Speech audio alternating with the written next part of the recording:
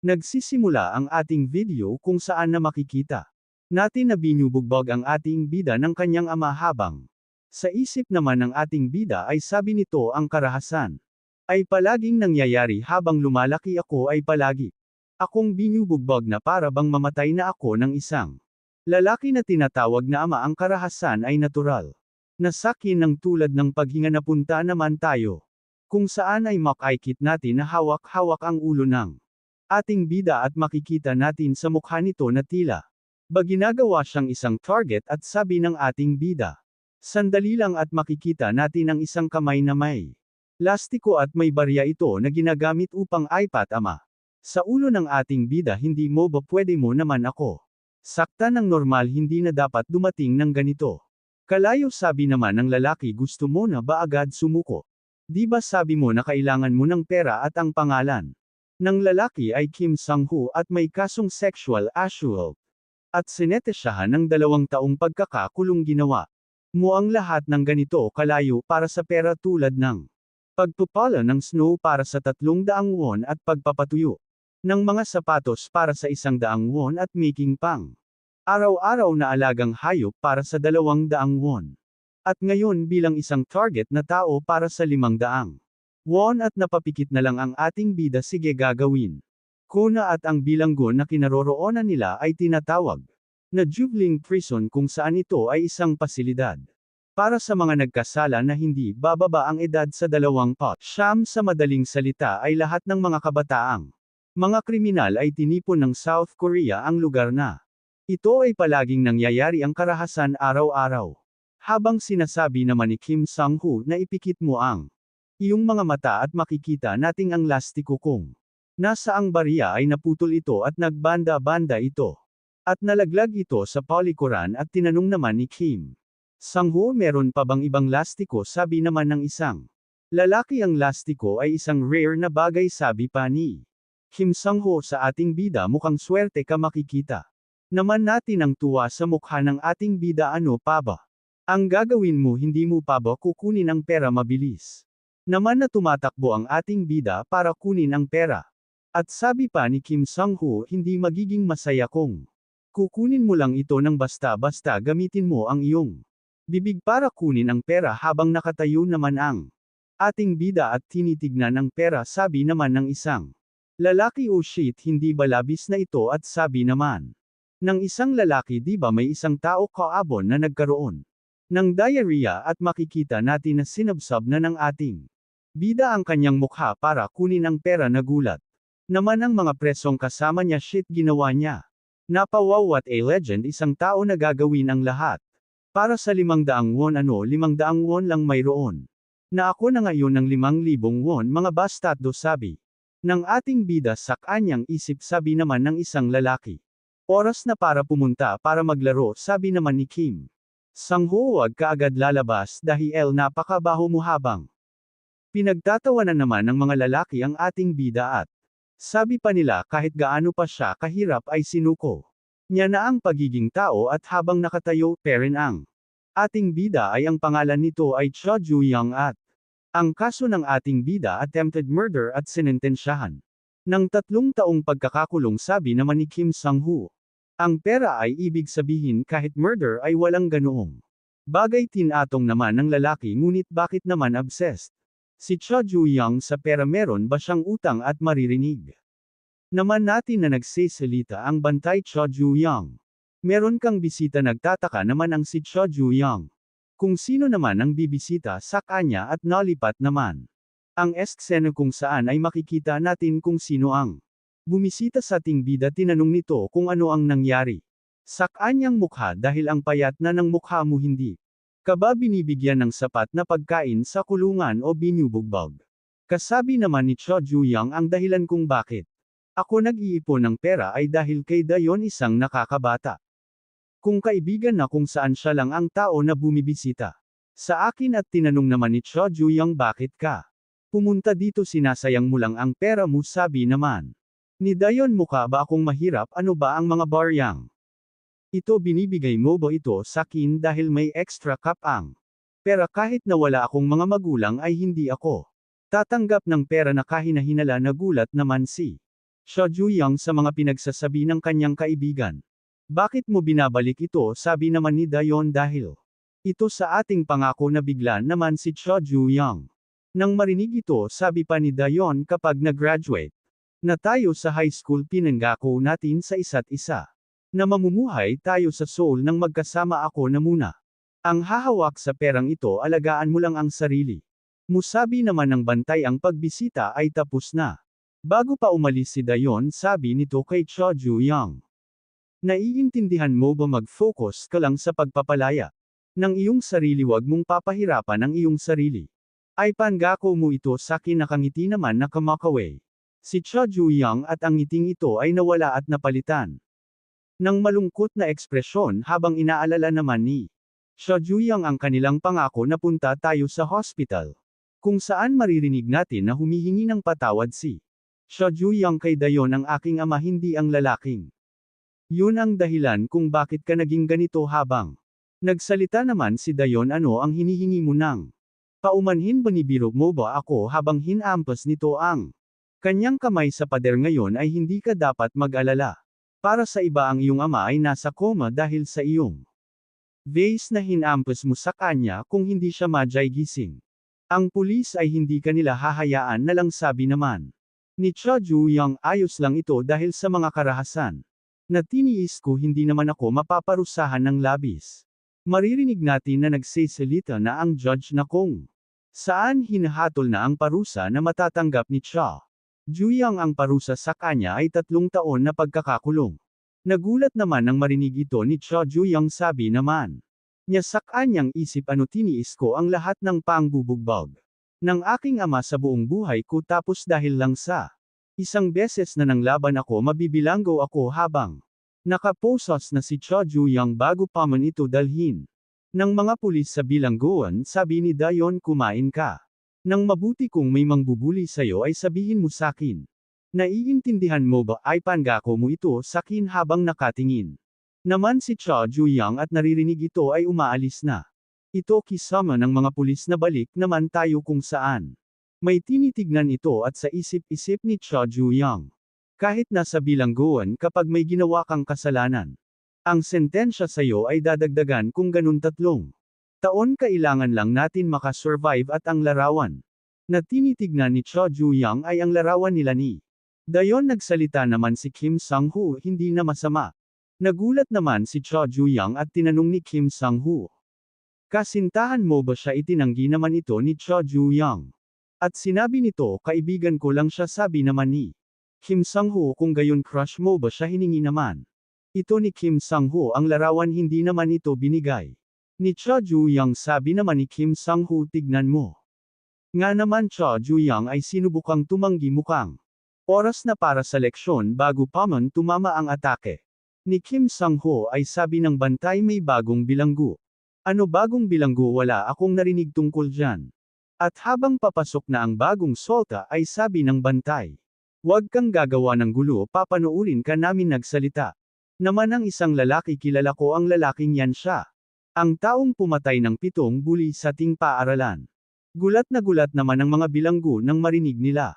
Ito ang pangalan ng lalaki ay Magyum, kaso pumatay ng 7 katao, sentensya 20 taon na kakakulong sa Jubaline Prison. Nagulat naman si Cho Juyang, ano, pumatay siya ng 7 tao. Habang lalakad naman si Kim Sang-ho, nagsalita naman ito, wag kayong matukot, ikaw na bastardo, kung gayon pumatay ka ng 7 tao. Meron bang tao dito na hindi nagkaroon ng dugo sa kanilang kamay? Tignan mo ang mukhang yan. Isa ka talagang killer, wag ka umakto ng hindi ka aya-aya. Magtino ka. Inabot nito ang kamay nito kay Magyum. Ngunit hindi naman niya ito pina at tumalikod na lang. Napatawa naman si Kim Sang-ho, ikaw na bastardo, at humanda ito para atakehin si Magayen, ngunit naiwasan niya ito. Nagulat naman ang mga bilanggo nang maiwasan niya ito at sabi ni Kim Sang-ho sa kanyang isip, satinjin nang satinjin ba ng lalaki ito na kaya niya ako naghanda ng counter-attack si Magyum. At sa isip naman ni Cho Juyang, kakaiba siya, ang lalaki na pumatay ng 7 tao. Habang makikita natin natatama na ang kamao ni Magayen, sabi pa ni Cho Juyang, merong kakaiba sa kanya. Ngunit ang pag-atake ni Magayen ay hindi na umabot Dahil si Kim Sang-ho ay naunahan siyang umatake bumulwak. Naman ang dugo sa bibig ni Magyom nagulat naman si Cho Ju-young pinagsisipa naman ni Kim Sang-ho si Magyom. Ikaw na bastardo ka iniisip mo ba na kayaw mo ang boss ng seldang ito sa lugar na ito kahit na isa kang mamatay? Tao rapist o magnanakaw ay nasa ilalim ko lang kayo. Napa what the hell na lang si Cho Ju-young kala ko malakas siya habang patuloy peren na pinagbubagbag ni Kim Sang-ho. Si Magyom ay napunta tayo kung saan nakaupo lang. Si Magyom sa isang tabi at tahimik lang ito ngunit. Bigla itong binitukan ni Kim Sang-ho sabi nito kunan. Mo ako ng tubig tinignan lang ito ng masama ni Magyom. Ngunit dahil dito ay panagbubugbog na naman siya ulit. Sabi naman ni Cho Ju-young hanbang naglilinis ito. Kahit na ang aso sa maiinit na araw ay hindi magiging tanga salamat sa walang pakinabang na. Baguhan na yon dahil sa kanya ay ako tuloy ang naghihirap sa paglilinis ng kinagabihan habang natutulog na. Ang mga bilanggo ay makikita natin si Cho Ju-young at Magyom kung saan magkatabi lang ang kanilang tinutulugan. Bigala naman nagsalita si Cho Ju-young, tanga ka ba? Hindi dapat sunoorin mo na lang ang sinasabi ng boss. Kahit nagaano mo ka sa kanya kagalit ang boss ay ang hari at presidente sa lugar na ito, sundin mo na lang. Ang mga sinasabi niya, wag kang umaktong matapang kung hindi mo kayang lumaban simula bukas, dapat gawin mo na. Dapat mong gawin, nagsalita naman si Magyom. Ikaw namumuhay ka ba talaga ng ganito ka miserable na gulat? Naman si Cho Ju-young at natulog na lang si Magyom. Sa isip naman ni Cho Ju-young mamuhay ng miserably. At napunta tayo kung saan makikita natin si Dayon. Nakahandusay sa sahig, oo, namumuhay ako ng miserably. Hanggang sa dulo habang pinagsusuntok naman ni Cho Ju-young ang kanyang ama hanggang sa makalabas lang. Ako sa lugar na ito makikita natin si Dayon at nagsalita. Ito na malamig si Cho Ju-young ay maraming timbang. Ang bumuwas sa kanya, bibigyan ko siya ng pagkain sa kanyang personalidad, wala siyang sasabihin na kahit ano, ngunit sa kanyang loob ay naghihirap siya sa oras na ito, kailangan na iyang kumain ng mabuti kahit na lunchbox lang ito. Ouch naman siya, di ba? Habang tumatawid naman si Dayon at habang patuloy peren ito sa kanyang paglalakad ay may isang mabilis na humaharurot na truck ang dumaan at makikita natin masasagasaan. Si Dayon nagulat naman ito at hindi na siya makagalaw sa kanyang kinatatayuan habang natutulog peren.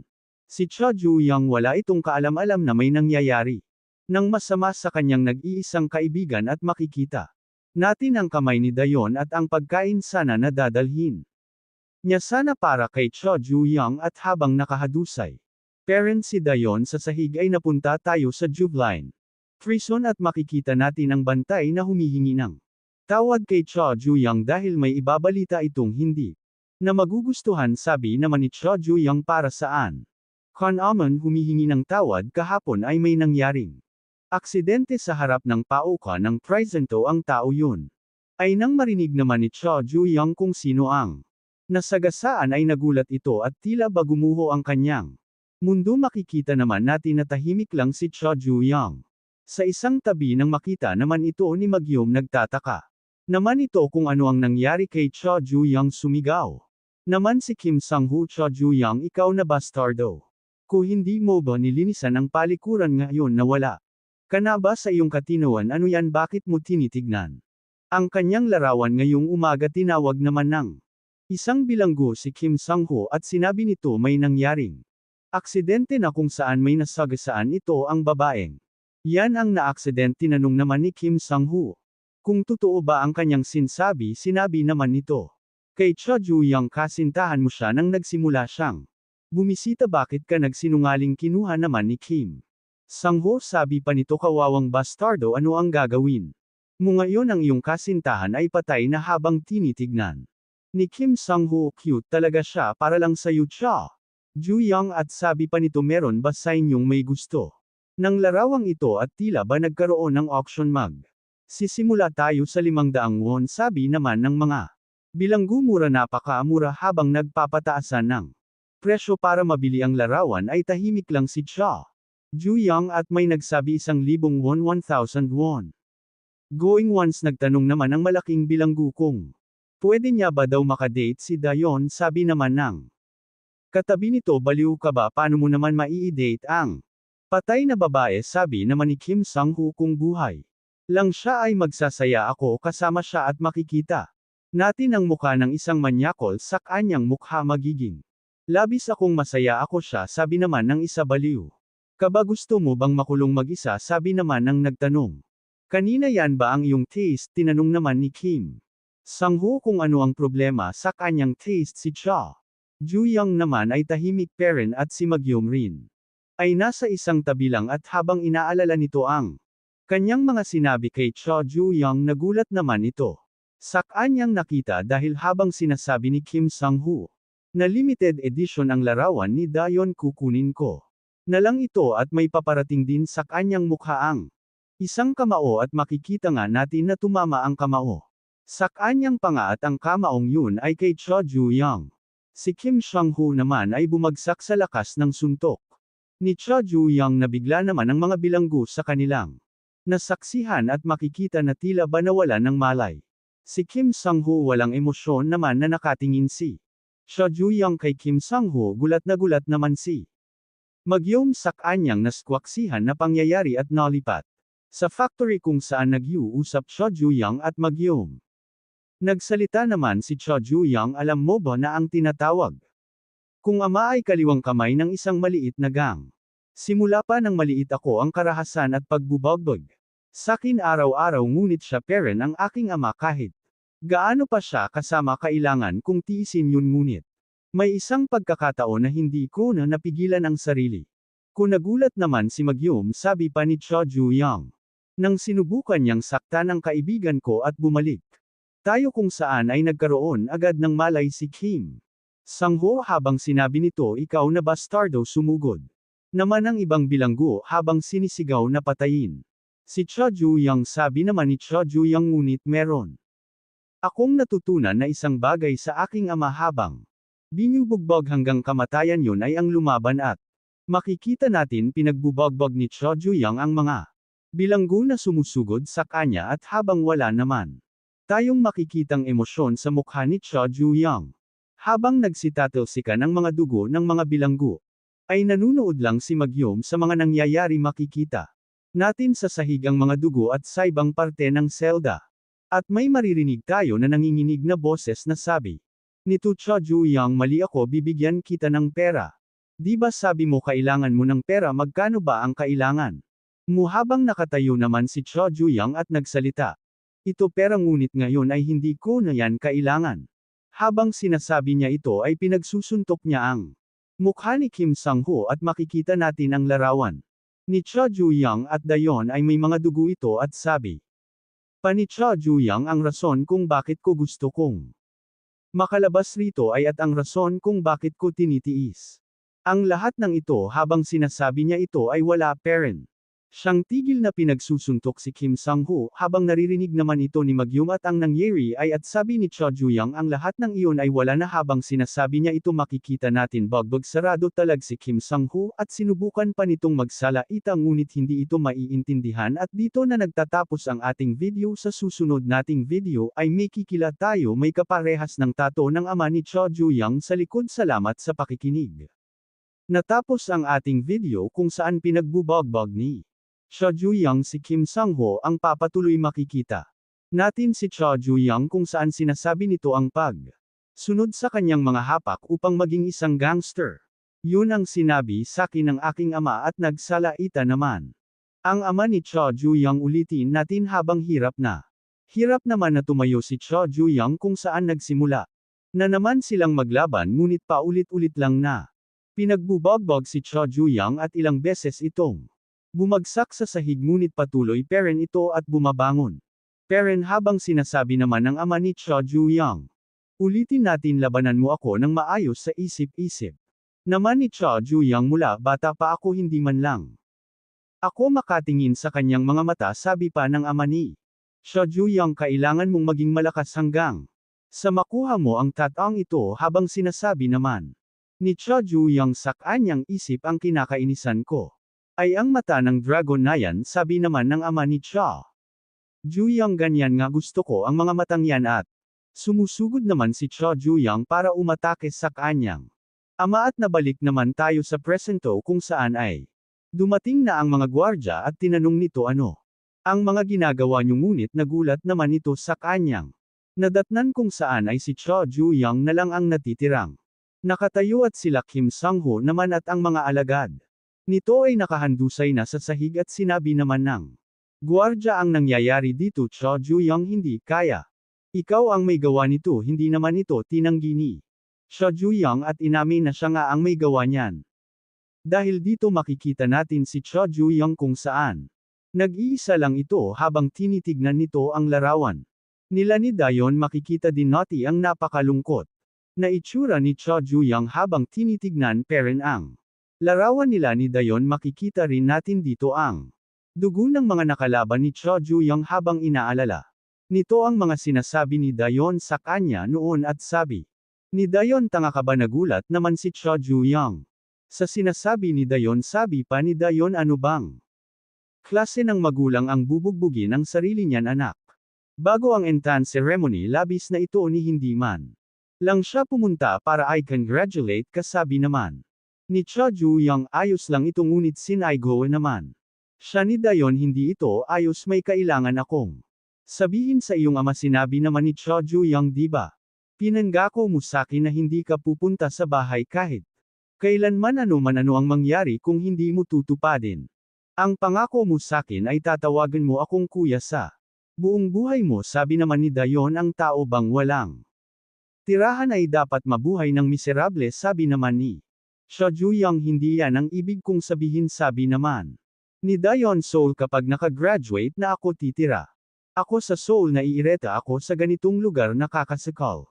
Natitira ako sa Seoul at magtatapos sa isang magandang universidad at sasali ako sa malaking company at magmamaniho ako ng aking sasakyan at magkakaroon ako ng mga mamahaling bag at mamumuhay kung saan makikita ko ang magandang tanawin ng dagat. Nagulat naman si Cho Juyang sa mga sinabi ni Dayon. Sabi ni Cho Juyang, Seoul, at sa isip nito, alam ko na kung titira si Dayon sa Seoul ay may iwan ako mag-isa. Habang iniisip ito ni Cho Juyang, nagsalita naman si Dayon, sasama ka naman sakin.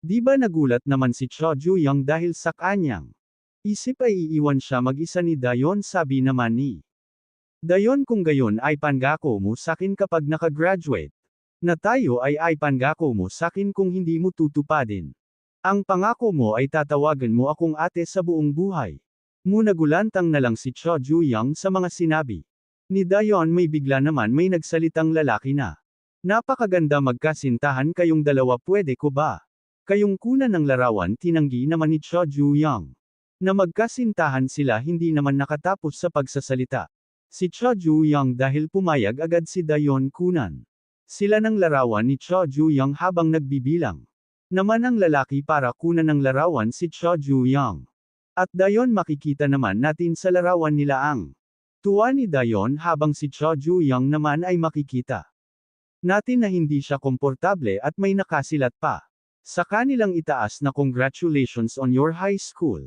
entrance. Bumalik naman tayo sa bilangguan kung saan napakatahimik lang, ngunit may maririnig tayong ingay sa pintuan kung saan makikita natin na pinagsusuntok ni Cho Juyang ang pader, kung saan ay makikita natin na nagkaroon ng bitek ang pader dahil sa lakas ng suntok ni Cho Juyang. At sa isip nito, kung hindi lang ako napunta sa lugar na ito ay hindi na sana kailangan ni Dayon bumisita sakin at patuloy nitong pinagsusuntok ang pader. Sa patuloy na pagsuntok nito sa pader ay nagsitulo na ang dugo ng kanyang kamay sa sahig at sinisisi nito ang kanyang sarili nangyari kay Dayon at ang larawan nila ay natulon rin ng dugo ng kanyang kamay. Umiiyak naman si Cho Juyang dahil sa nangyari sa kanyang kay sa isang kaibigan niya. Maririnig naman natin na nagsasalita ang gwardya. Cho Juyang, alam ko ang iyong nararamdaman sa sitwasyong mong ito. Ngayon hindi mo man lang ginalaw ang iyong pagkain. Simula pa kahapon hindi ko na lang pwede hayaan na patuloy ito. Una, kailangan mong ikalma ang iyong sarili at kumain ka na ng iyong pagkain. Ang tao ay kailangang nilang mabuhay. Na paluhod na lang si Cho Juyang at patuloy na humuhingi ng paumanhin dahil sa kanya ay May nangyaring masama kay Dayon na punta tayo sa cafeteria. Na kung saan kumakain ang mga preso at makikita rin natin si Magayem na kumakain nirinig naman nito Anve. Mga pinag-uusapan tungkol kay Cho Ju-young ng mga lalaki. Na sinabi pinagbubagbag ni Cho Ju-young sila Kim Sang-ho dahil sa mga sinabi nitong masama sa babae na kung saan ito ay nasagasaan ito sabi naman ng mga lalaki. Habang tumatawa how satisfying tumayo naman ang isang lalaki at sabi ng nagsasalita ay ang ibig sabihin ba nito ay ang boss ng selda ay mapapalitan habang sinasabi ito ng lalaki ay makikita natin ang isang kamay itaas ng ulo nito bigla naman hinampas ang ulo ng lalaki sa mesa at sabi nito nag-uusap kayo ng hindi ako kasali nagulat naman ang lalaking blonde. Mukhang masaya ang pinag-uusapan niyo isali niya naman. Ako ang pangalan ng lalaki ay Park Jong-chan kaso special. Aaso ano ba ang nangyari sa lalaki na tumalo sa boss ng selda nakakasatisfy ba ito kailangan ko rin bang tumalo ng isa kinabahan naman ang mga bilanggo. Kung saan sabi pa nila hindi mo na kailang gagawin yun. Kung gayon sige sabi ni Park Jong-chan at ang lalaking hawak-hawak nito sa ulo ay binitawan niya na sabi naman ng lalaki may nasabi akong hindi ko dapat sabihin at tinanong ni Park Jong-chan kung ano ang pangglan ng tumalo. Sa boss ng selda sinagot naman nila na Cho Ju-young. Ang pangalan ng tumalo sa boss ng selda si Magayem. Naman ay nakikinig lang at makalipas ang ilang linggo. Ay sabi ng gwardya Cho Ju-young ang tinalo mo ay nasa hospital potan kay wag ka na ulit gagawa ng gulo. Tahimik naman na nakikinig si Cho Ju-young sa sinasabi ng gwardya at nang makabalik na si Cho Ju-young ay sa isip nito ay bubugbugin siya ng mga bilanggo hanggang kamatayan tahimik naman ang lahat lalo na si Magayem. Tumayo naman ang mga bilanggo at binati ng isa si Cho Ju-young kung ayos lang ba ito napakatagal mong nawala at pinalibutan na si Cho Ju-young ng mga bilanggo sa punishment room ay mahirap dun kailangan mo mon ang magpahinga sabi ng isa kailangan ba kitang masahehin sa balikat at sabi naman ng isa na uuhaw ka ba gusto mo bang kunan kita ng tubig ang mga bilanggong mga nabagbag ni Cho Ju-young ay napakabait na sa kanyan sabi naman ni Magayem sa kanyang isip may natutunan ako ngayon sa eskwelahan kinoconsider nila ang lakas. Magulang, itsura, at marka at iba pang bagay ngunit sa Juvenile Detention Center ay ang lakas ang lahat at makikita natin na naglalaro ang mga preso ng basketball. At habang nakatayo naman si Magayem at nagsusulat ng kanyang mga natutunan sa bilangguan nagsalita naman. Si Cho Ju-young Magayem bakit mo ginawa yun sabi naman ni Magayem ginawa ang ano sabi ni Cho Ju-young nang araw na yon nang sinubukan kong patayin si Kim Sang-ho. Bakit mo ako pinigilan pumatay ka ng 7 tao kaya ka napunta dito bakit mo ako pinigilan inalala naman ni Magayem kung bakit siya napunta sa bilangguan makikita natin ang kamay na madaming dugo at sa sahig mesa at ibang parte ng classroom at makikita natin si Magayem at ang mga pinatay nitong mga kapwa niya estudyante. Habang naaalala ito ni Magayem at bigla naman nagsalita si Park Jong-chan kung siya ba si Cho Ju-young at sabi panito mukhang mahina ka pa sa inaakala ko paano mo naman natalo si Kim Sang-ho sabay ang lalaking yun ay mahina habang tinitignan nito si Cho Ju-young kung gayon paano mo ginawa yun mukhang desperado kang hari sa selda hindi ba sabi naman ni Cho Ju-young umalis ka saking harapan wala akong interes sa mga pinangsasabi mo nagulat naman si Park Jong-chan at napangiti ito naman ito sa kanyang narinig Cho Ju-young mukhang isa kang arrogant hindi ba alam mo ba kung ano ang ayaw ko sa lahat habang sinasabi niya ito ay naghanda ito ng atake kay Cho Ju-young tumama naman ito sa sikmura ni Cho Ju-young sabi ni Park Jong-chan ang pinakaayaw ko sa lahat ay ang mga arrogant na hindi alam kung saan lulugar tuturon kita ng leksyon bilang kapalit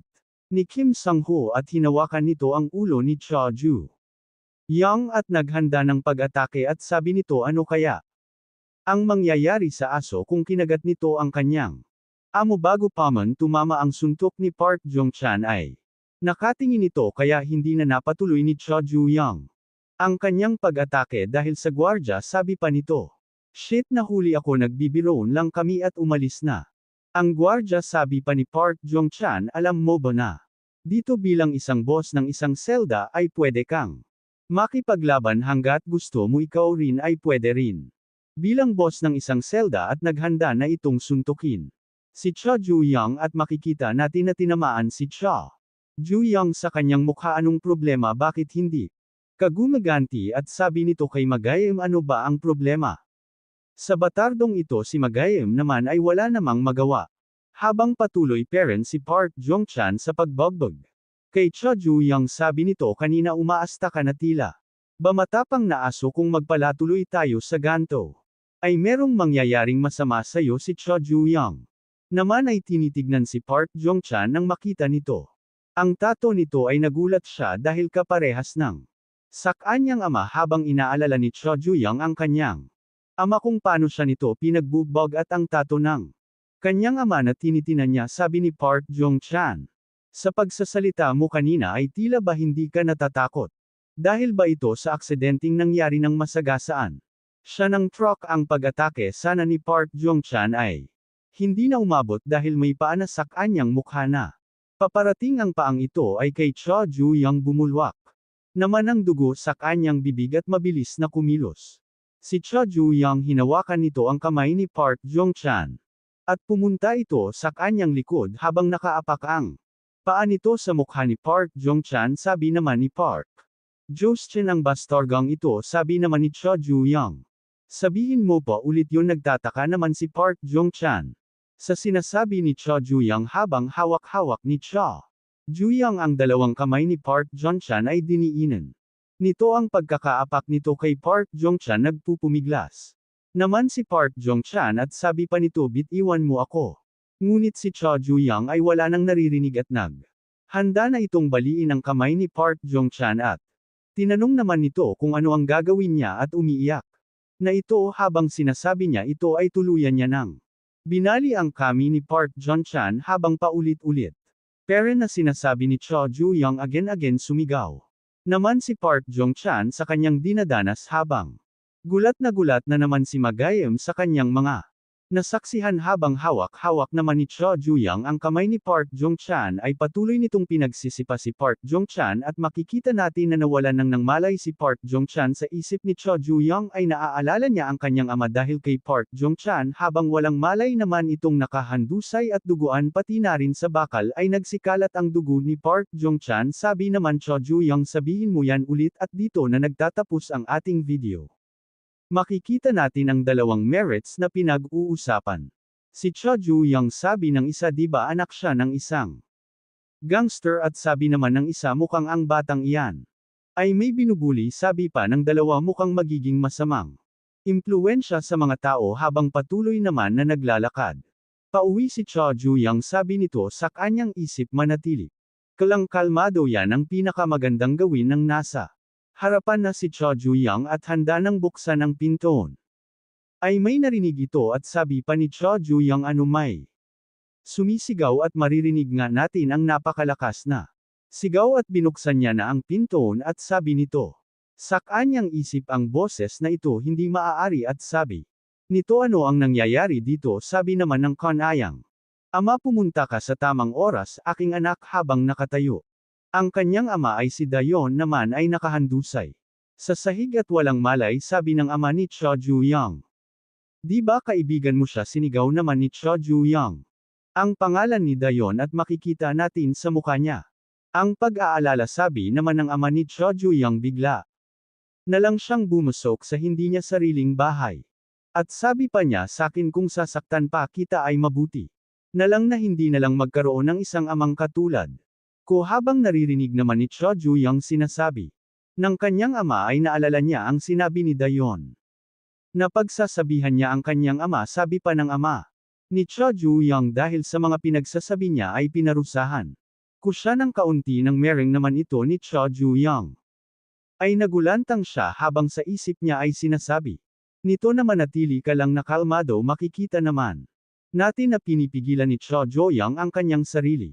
Habang nakatayo naman ang ama ni Cha Juyang nagsalita ito, sabihin mo sa kanya kung gagawin niya pa ito uli. Tumalikod naman ito at makikita natin ang isang bulaklak at tubig ay nalaglag sa sahig at sabi ng ama ni Cha Juyang kung gagawin niya pa ito uli ay ipapadala ko siya sa hukay kung nasaan ang kanyang mga magulang. Habang si Cha Juyang naman ay hindi na nakapagpigil. At hawak-hawak nito ang vase upang ihampas sa kanyang ama at habang sa bahay ni Cha Juyang ay nakahandusay. Parent si Dayon at makikita natin si Cha Juyang kung saan pinagsusuntok niya ang kanyang ama ng walang tigil at makikita natin sa damit nito na puro dugo. At sabi nito sa kanyang isip paano ko naman mapapanatili.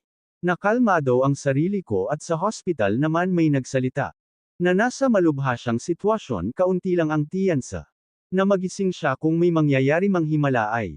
Posible na magising siya habang naririnig naman ni Cha Juyang ang mga sinasabi ni Cha Juyang ang sinasabi ng doktor tungkol sa sitwasyon ng kanyang ama ay tahimik lang ito at makikita natin ang katawan ng ama ni Cha Juyang at sabi niya sa kanyang isip ay kung gayon ay dito na ito magtatapos makikita naman nating lumapit si Cha Juyang na tila ba may gagawin ito na punta naman tayo sa kasalukuyan kung saan maririnig natin na pinag-uusapan si Cha Juyang ng mga preso baliw.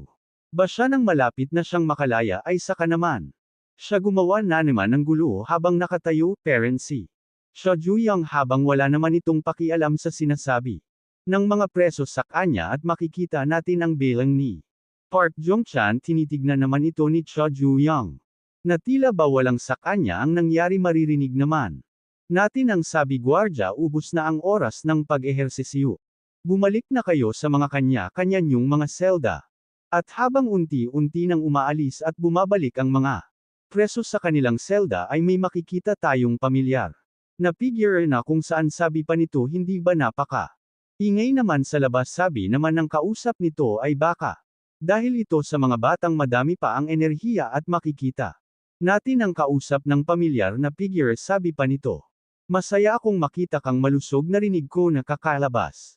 Mulang sa hospital sabi pa nito kung may nararamdaman kang hindi maganda ay sabihin mo lang sakin gagawin ko ang makakaya kong gawin at ang pangalan ng kausap na pamilyar na figure ay Kwon Chang-sok direktor ng Juveline Prison at sabi pa nito sino naman ang bibisitahin mo dito napangiti naman ang pamilyar na figure at napunta naman tayo kung saan ay tahimik lang nakakaupo ang mga bilanggo at si Magayem naman ay patuloy lang sa pagsusulat sa mga natutunan niya sa bilangguan habang tahimik naman si Cha Juyang ay tinignan naman siya ni Magayem at sinulat nito sa kanyang kwaderno ang observe habang tahimik naman si Cha Juyang ay salita ang gwardya Cha Juyang pumunta ka dito meron kang bisita na bigla naman si Cha Juyang habang lalakad na silang dalawa ng gwardya kung nasaan ang bumisita sa kanya at sabi naman nito sa kanyang isip.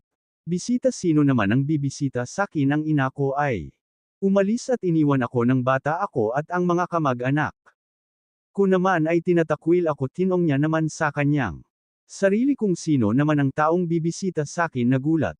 Naman si Cha Juyang nasa opisina sila ng warden ng binuksan na ng kasamang gwardya ni Cha Juyang ang pintoon ay sa isip naman ni Cha Juyang ano sa opisina ng warden bakit dito tanong niya sa kanyang sarili dahil nagtataka si kung sino naman ang bibisita sa kanya at nang nabuksan na nga ang pintoon ay sabi ng pamilyar na figure long time no nagulat naman si Cha Juyang at nakikilala niya agad ang nagsalita bilang ang kanyang ama at nagsalita ang kanyang ama maganda naman na makita na nakikipaglaro ka hindi naman makapaniwala si Cha Juyang sa kanyang nakikita dahil akala niya ay nasa coma parent ang kanyang ama at ang pangalan ng kanyang ama ay Cha Gangrayong gulat na gulat si Cha Juyang at sabi pa nito paano ka hindi na natapos si Cha Juyang dahil ang warden ay inakbayan siya at sabi nito mukhang nasaprisa ka talaga nagising siya. Hindi pa naman ganun katagal habang nakangiti naman si Cha Gangrayong at sabi pa ng warden kay Cha Juyang. Nakakabigla di ba dahil ang iyong ama ay ayos lang. Habang inaalala parent ni Cha Juyang ang sinabi ng doktor na kaunti lang ang tiyansa na magising ang kanyang ama bakit siya nandito ngayon at makikita natin ang galit sa mukha ni Cha Juyang sabi ni Cha Gangrayong. Ako si Gangrayong kaliwang kamay ng isang malakas na organizasyon sino naman ang kayang makapagpatamba Sakin ng ganun-ganun lang kahit na ang mga pulis ay hindi yun kayang gawin ngunit ang aking anak at sabi. Panitsagang rayong nang imulat ko ang aking mga mata. Ay napansin kong nasa hospital ako at nalulungkot ako. At makikita natin ang luha na umaagos sa kanyang mukha. At sabi pa nito ganun ako nalulungkot ako para sa'yo. Bilang isang magulang gusto talaga kitang makita at inabot naman ng gwardya ang isang panyo kay Tiyagang Rayong. At sabi pa nito anak mahal na mahal kita hindi naman. Mapinta ang mukha ni Cha Juyang nang marinig niya. Ito dahil alam niyang nagpapanggap lang ang kanyang ama sa mga sinasabi nito at sabi pa Tiyagang Rayong walang layang hindi gawin ng amang ito tahimik lang naman. Si Cha Juyang habang nakaupo at nakikinig sa pinagsasabi ng kanyang ama na mga kasinungalingan at sabi pa nito. Wala na akong ibang nagawa kundi patayin ang batang. Yun makikita naman natin si Dayon na hawak-hawak ang perang ibinigay ni Cha Juyang at ang pagkain. Sanang ay dadala niya para kay Cha Juyang natapos dahil nang masagasaan ito ng truck habang nag-aagaw buhay naman. Ito may makikita tayong isang tao humingi naman si Dayon ng tulong subalit nang makita niya kung sino. Ito nabigla siya dahil ang taong nakatayo ay si Cha Gangrayong at sabi nito bakit mo naman ako tinitignan? Na para bang nakakita ka ng multo di ba sinabi mo na? Mabuti nang hindi magkaroon ng amang katulad ko ano? Ba ang gagawin ng magulang nito kung sinabi ito sa kanila?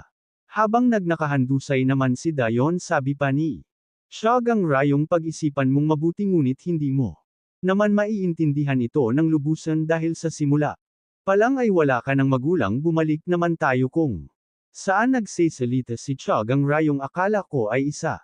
Kalang palaging kalmado ngunit ng araw na yun sa onang pagkakataon ay may ginawa ka ang babae bang iyon ang dahilan nun kaya sinukan kung alisin siya sa buhay mo kaya bumalik ako at gulat na gulat naman si Cha Juyang dahil ang kanyang ama ang dahilan kung bakit nasagasaan si Dayon at sabi pa ni Cha Gangrayong pinatay ko siya para sa iyong kapakanan si Cha Juyang naman ay tahimik lang na tila ba pinipigilan niya lang ang kayang sarili kung saan sa opisina ng warden ay gulat. Na ito tumayo si Cha Juyang sinubukan niya naman. Itong pigilan kaso huli na at naghanda ng umatake si Cha Juyang bago pa man tumama ang atake niya sa kanyang ama ay may makikita tayong isang kuryente at makikita natin na may mga nakatusok sa kanyang katawan na may lumalabas ng kuryente dahil sa lakas ng boltahe ng kuryente ay napabagsak sa sahig si Cha Juyang at makikita natin kung ano ang ginamit kay Cha Juyang. Ito ay isang electric gun habang sabi naman ng warden. Tinakat mo naman ako habang nahihirapan naman si Cha Juyang makaalis ay nagsalita si Cha Gangrayong habang nasa harap ito ni Cha Juyang gusto mo bang maghigati? Sa pamamagitan ng pagpatay ng iyong ama sasabihin ko. Sa'yo papaano mo ako mapapatay merong 4 na miyembro. Sa presinto na may tato na ang iba sa kanila ay magiging pakipakinabang sa organisasyon sa hinaharap at sabi. Panito patunayan mo sakin na mas magaling ka sa kanila. At kunin ang kontrol sa bilangguang ito kung punta ka sa tuktok at magkaroon ng recognition ay. Baka may tiyansa na mapabagsak mo ako habang si Cha Juyang naman ay hirap na hirap makikita natin sa kanyang mukha ang hirap na kanyang dinadanas at sabi.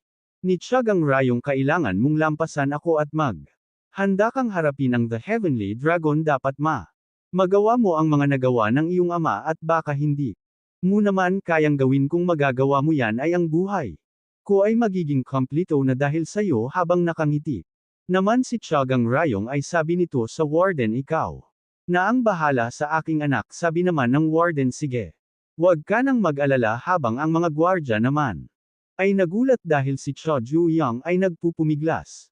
At tinanong naman ng warden kung ano ang nangyayari habang nakatalikod naman si Cha Gangrayong ay si Cha Juyang naman hinawakan ang wire ng electric gun at sabi nito huwag ka magsalita ng mga walang kwentang bagay tumingin naman si Cha Gangrayong at nang makawala na nga si Cha Juyang ay sabi nito papatayin kita ngayong araw at makikita nating nagkahanda ng umatake na si Cha Juyang habang nakatalikod naman si Cha Gangrayong at dito nagtatapos ang ating video.